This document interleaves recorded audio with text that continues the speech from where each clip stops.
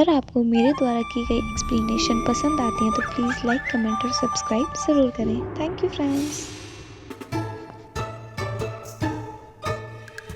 Second episode में फेरी बिन के पास बैठी होती है और तभी वो उसे देखकर एकदम से चौंक जाती है। उसे सॉरी बोल के वहाँ से जाने लगती है, पर उसे याद आता है कि अगर वो बिन की पेंटिंग बनाएगी तो उसे 2000 टील्स मिलेंगे। तो वो वापस बिन के पास आ जाती है। बिन की नहाने में हेल्प करने लगती है, पर बिन तभी उसे रोकता है और उसका फेस देखने की कोशिश करता है। लिटिल फेरी उसे पहचान जाती है कि ये तो वही है जो मैंने वहाँ पर पहले मेंशन में देखा था। तो लिटिल फेरी अपना फेस छुपाकर वहाँ से जाने की कोशिश करती है, पर बिन उसे बॉटम में खींच लेता है। बाद में बिन उसे खड़ा करके आराम से देखता है कि कहीं उसने उसे पहले तो नहीं देखा। लिटिल फेरी झूठ बोलकर वहाँ से जाने की कोशिश करती है, पर बिन लिटिल फेरी को रोक लेता है। लिटिल फेरी एक पाउडर बिन के ऊपर डस्ट कर देती है और जिससे कि बिन उसका हाथ पकड़ते पकड़ते बेहोश हो जाता है। तभी लिटिल फेरी बिन को चेक करती है और उसके बाद उसे बहुत मारती है, क्योंकि बिन ने उसे पहले परेशान किया होता है। उसके बाद लिटिल फेरी उसके कपड़े उतारती है और पेंटिंग बनाना स्टार्ट कर देती है और वो उसकी पेंटिंग बनाने अच्छे से लग जाती है। उसका पूरी पेंटिंग फिनिश करने के बाद वो देखती है और याद करती है कि उन्होंने बोला था कि ऐसी 4 पेंटिंग बनानी है। उसके बाद वो उसकी पूरी बॉडी की पेंटिंग ना बनाते हुए थोड़ा सा कवर कर देती है पेंटिंग को। जब उसे लगता है कि उसे होश आने वाला है तो वो दोबारा पाउडर डस्ट करने वाली होती है, पर गलती से खुद पर ही कर लेती है और बिन के पास उसी के बेड पर सो जाती है। अब हमारा सीन किंग पर शिफ्ट होता है। क्वीन आकर उनसे पूछती है कि वो क्या कर रहे हैं, तो वो लिटिल फेरी की ही बुक पढ़ रहे होते हैं। तो वो उन्हें पूछते हैं कि ऐसा क्या इंटरेस्टिंग है इस बुक में।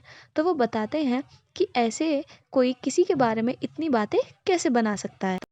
ये गलत अफवाह फैलाकर लिटिल फेरी हमारा नुकसान कर रहा है, बट अगर लिटिल फेरी मिल जाए और वो हमारे मेंशन के बारे में अच्छी बातें बताए तो आगे जाकर ली फैमिली को बहुत ही ज़्यादा रेपुटेटिव फैमिलीज़ में काउंट किया जाएगा।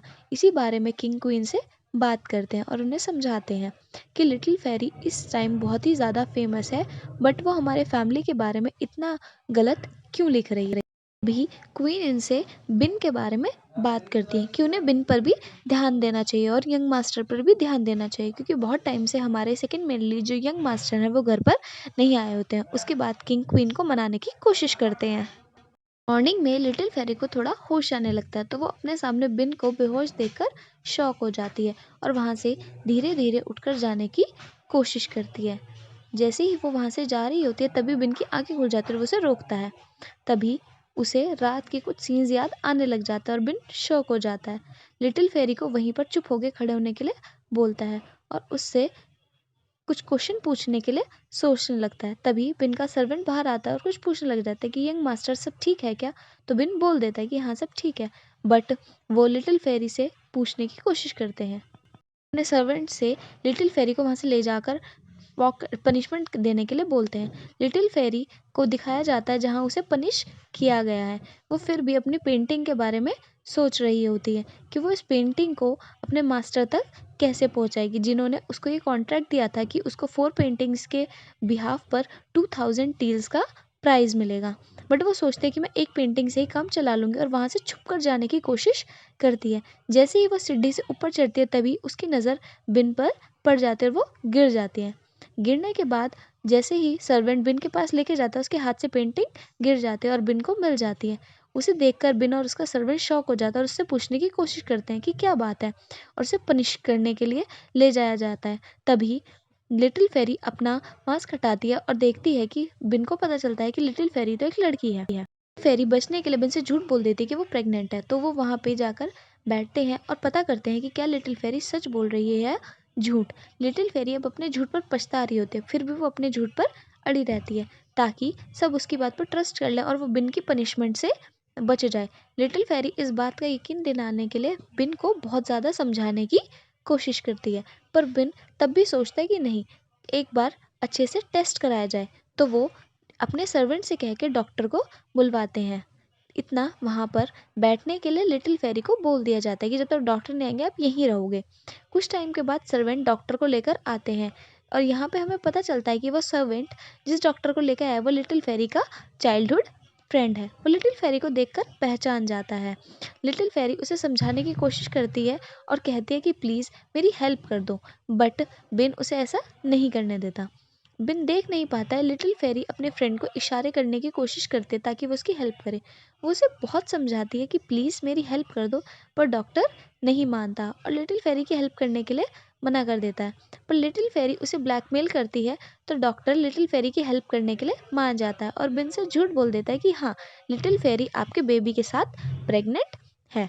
इस बात पे बिन डॉक्टर के कहने की वजह से यकीन कर लेता है। डॉक्टर कुछ प्रिस्क्रिप्शन देता है, उसके बाद वहाँ से बिन डॉक्टर को जाने के लिए कह देता है।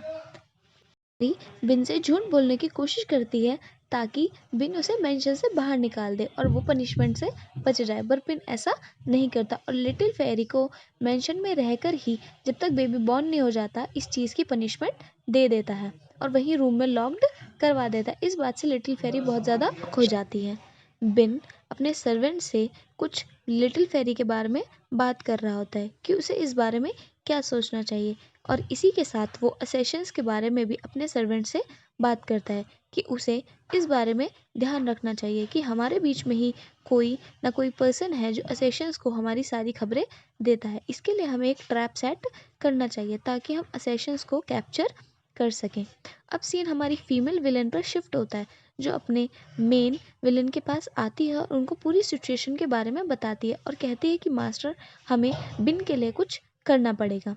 तभी हम अपनी फीमेल लिटिल फेरी को देखते हैं कि वो रूम से भागने की कोशिश करती हैं, पर उन्हें कहीं भी भागने का कोई स्पेस नहीं मिलता। जैसे ही सर्वेंट आता है तो वो बीमार होने की एक्टिंग करने लग जाती है। सर्वेंट वहाँ से डर कर भाग जाता है और लिटिल फेरी के डॉक्टर फ्रेंड को बुला कर लाता है। डॉक्टर फ्रेंड समझ जाता है कि लिटिल फेरी कोई एक्ट कर रही हैं और वो भी उनकी एक्टिंग में पूरी हेल्प करते हैं। लिटिल फेरी फिर से उन्हें हेल्प के लिए बोलने लग जाती है, पर इस बार उनके डॉक्टर फ्रेंड मना कर देते हैं कि मैं पहले ही तुम्हारी बहुत हेल्प कर चुका हूँ, मैं अब तुम्हारी और हेल्प नहीं कर सकता।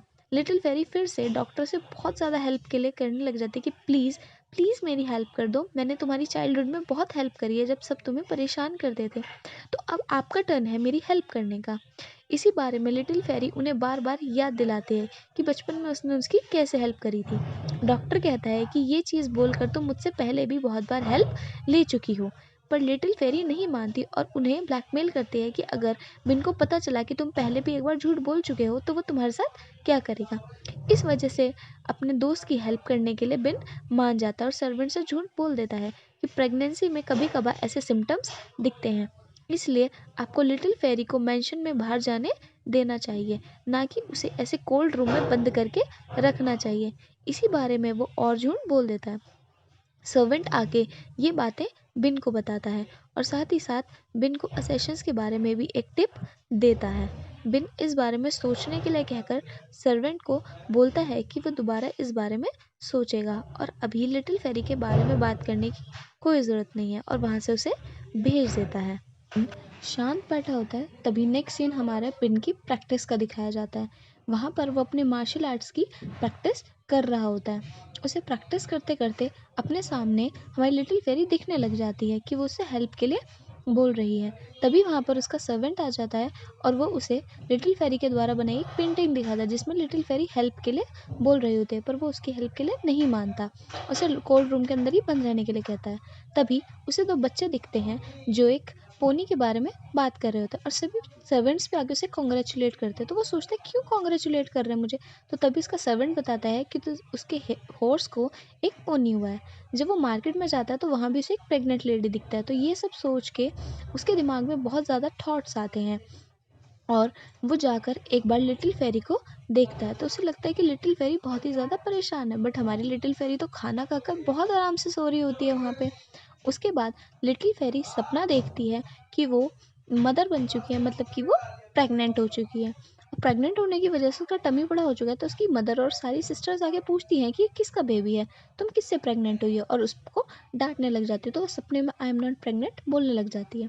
तभी सर्वेंट आता है और वो उससे पूछता है कि आप क्या कह रहे हो, तो लिटिल फेरी मना कर देती है कि वो कुछ नहीं कह रही। तो सर्वेंट बताता है कि बिन ने उसे अपना सर्वेंट बनने का चूज़ कर लिया है।